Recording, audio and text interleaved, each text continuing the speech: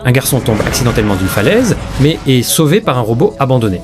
C'est peu être le destin qui les lie, le garçon décide sans hésiter de déterrer le robot de la boue. À sa grande surprise, une fois chargé, le robot redémarre et possède même une fonction rare d'apprentissage par imitation. Il peut reproduire les mouvements qu'il observe et les stocker dans sa mémoire. En nettoyant le robot, Marx découvre qu'il s'appelle Adam. Enthousiaste, il le présente à son père en lui demandant de l'inscrire à un championnat de robots de combat. Mais son père refuse. Adam est un modèle de première génération, conçu seulement comme partenaire d'entraînement. Bien que très résistant, il manque totalement de puissance offensive. Marx croit fermement au potentiel exceptionnel d'Adam.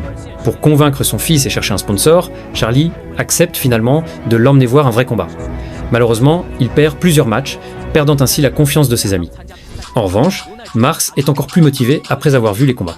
Charlie finit par céder et arrange un match amical à l'extérieur, fixant une règle simple: si Adam tient un round entier, il gagne. Comme prévu, Adam est rapidement acculé et subit une pluie de coups. Pourtant, contre toute attente, il résiste jusqu'à la fin.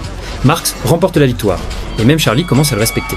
Le rival frustré demande un second match. Marx accepte. Cette fois, Adam maîtrise mieux le rythme du combat, esquive les attaques et riposte avec une technique décisive, mettant fin au combat d'un seul coup.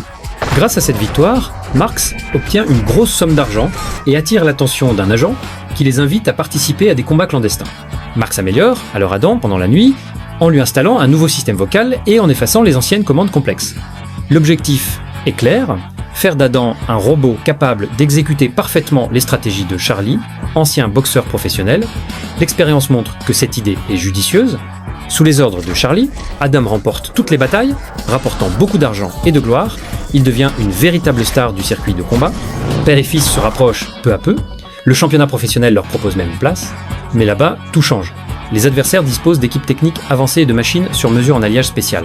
Adam sera le seul robot amateur à affronter Zeus, le roi invaincu depuis le début de la compétition. Mais avant cela, il devra d'abord battre un autre redoutable concurrent.